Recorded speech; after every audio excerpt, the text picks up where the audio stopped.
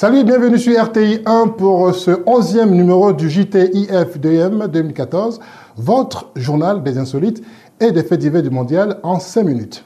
L'équipe belge va jouer tout à l'heure à 16h son deuxième match avec sûrement en tête la mort d'un supporter belge après le match Belgique-Algérie du 17 juin dernier. Les détails avec Yves Abel-Apo. Un supporter de la Belgique est mort à Bruxelles après une chute. L'homme fêtait la victoire de son équipe mardi dernier face à l'Algérie. Ce supporter, âgé de 41 ans, était assis sur une statue installée devant la bourse de Bruxelles. Il est tombé après avoir perdu l'équilibre alors qu'il faisait agiter un drapeau belge. Grièvement blessé, l'homme est mort le lendemain. Fans du foot, sachez exprimer votre joie. Évitez de déborder. Le mondial d'accord, mais la vie d'abord. Avant le début du mondial, une question se posait dans les médias du monde entier.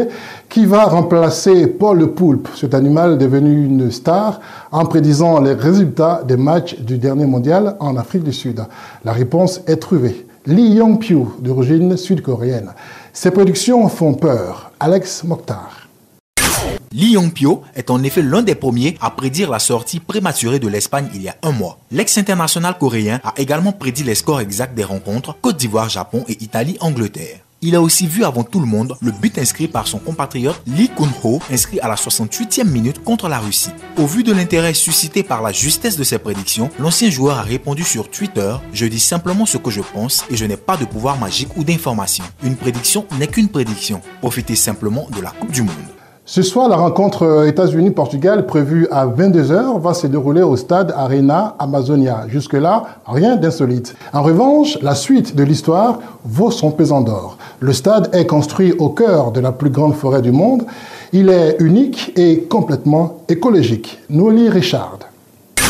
Construit au milieu d'un parc, le nouveau bijou écologique du football brésilien s'inscrit dans un plan d'aménagement urbain. Rénové en lieu et place du vieillissant stade, le nouvel édifice accueille un peu plus de 40 000 spectateurs dans des conditions optimales. Dans ce stade, on boit et mange dans des ustensiles recyclables. L'eau de pluie est récupérée et stockée pour les installations sanitaires du stade ou pour arroser la pelouse. Le soleil est utilisé pour produire une énergie propre et renouvelable. Enfin, des murs sont érigés pour éviter les pertes d'énergie et surtout pour contrôler la température à l'intérieur du stade. Le stade Verdão est ouvert et ventilé. Après la Coupe du Monde, le stade pourra toujours être fonctionnel. Le tout pour un coût très économique, c'est-à-dire 342 millions de dollars. À présent, les brèves.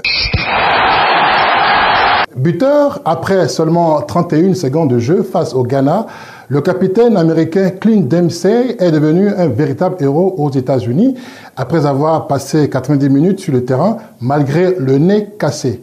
Une image de dur renforcée par la carrière parallèle du joueur dans le rap sous le nom de Juice. Ainsi, le numéro 8 du Team USA vient d'annoncer la sortie de son deuxième album intitulé The Redux à la fin du mondial. Fabio Capello, le sélectionneur de la Russie, interdit à ses joueurs de s'exprimer sur les réseaux sociaux jusqu'à la fin du mondial, parce que, selon lui, tweeter serait une nuisance si l'on n'écrit pas de manière intelligente. C'est l'heure du zapping.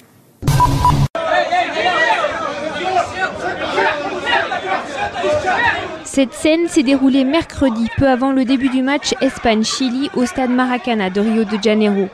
Un groupe d'une centaine de supporters chiliens, les Barras Bravas, font soudain irruption dans le centre de presse du stade, saccageant tout sur leur passage.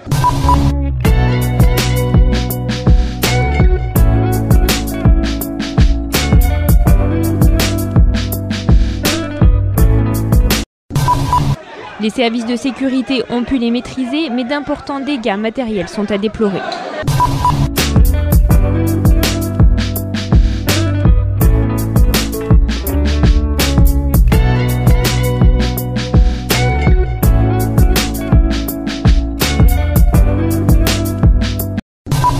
C'était le JT-IF2M 2014 et comme on dit en Algérie, une main toute seule ne peut pas applaudir. Votre fidélité nous honore et je vous dis à demain.